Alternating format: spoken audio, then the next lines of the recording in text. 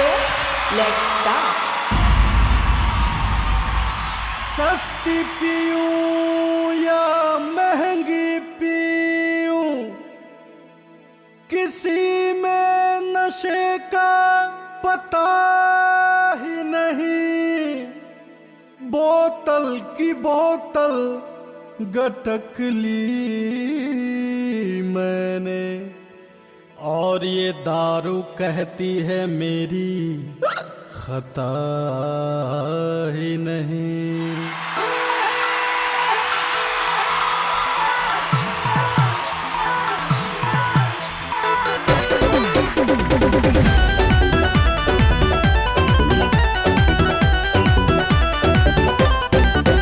जरा थम के पिया, राजा हंस के जिया। जरा थम के पिया, राजा हंस के जिया। ना समझना कि बोतल में पानी है। तेरी विस्की से, तेरी विस्की से, तेरी विस्की से रिस्की जवानी है। तेरी विस्की से रिस्की जवानी है। मेरी विस्की से रिस्की जवानी है। मेरी विस्की से रिस्की जवानी है।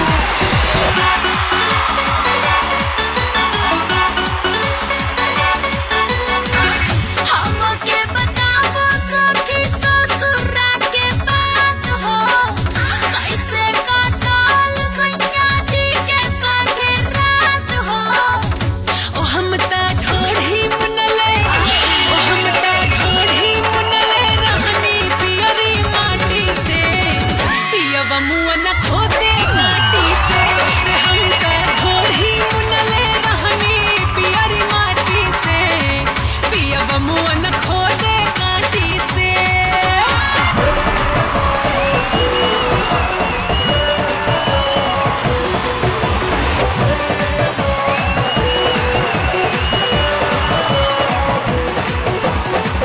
नास नास उठाता दही में लोहरिया।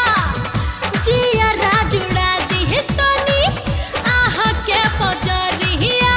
बलम जी ए बलम जी, बलम जी दाबी ना के कमरिया। बलम जी दाबी ना के कमरिया।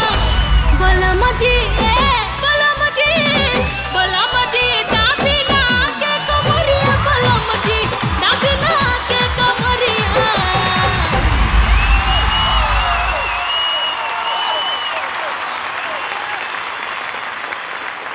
वाह वाह, ऑलराइट, कमाल है रानी। क्या परफॉर्मेंस, कैसन लगा लो परफॉर्मेंस? बहुत अच्छा रानी। कैसा लग रहा है दुबई में आपको? सबसे पहले रहुआ सब लोगन के हमार प्यार भरा नमस्कार। दुबई में आके तो देख रही हम कितना डांस कैनी हो। अब कैसे बताएं कैसन लागल। खुशी के मारे पैर हमार रुकत ना रहे। वैसे रवि जी हमें को बात कहे के चाहता नहीं, पूछे के चाहता नहीं, रहुआ के कितना साल हो गई इंडस्ट्री में?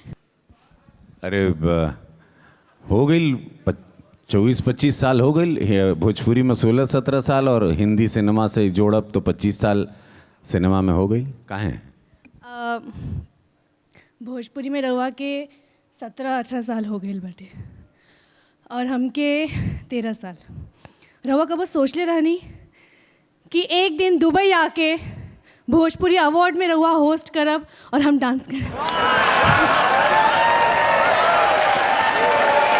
जब हम शुरुआत कैले रहनी अपन पहला फिल्म से ससुरा बड़ा पैसा वाला से, तब तो ना कबो वैनिटी वैन रहे, ना डिज़ाइनर रहलन। प्रोड्यूसर और डायरेक्टर मार्केट से ही साड़ी वाड़ी सब कुल खरीद के लेके आवेलन, कहलन कि ये पहने के बा फिल्म में।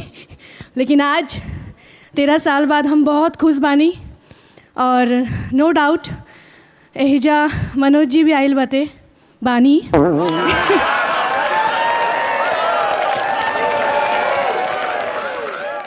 बहुत बहुत धन्यवाद, बहुत बहुत बहुत शुक्रिया। Thank you so much Ravi ji. Thank you so much, धन्यवाद।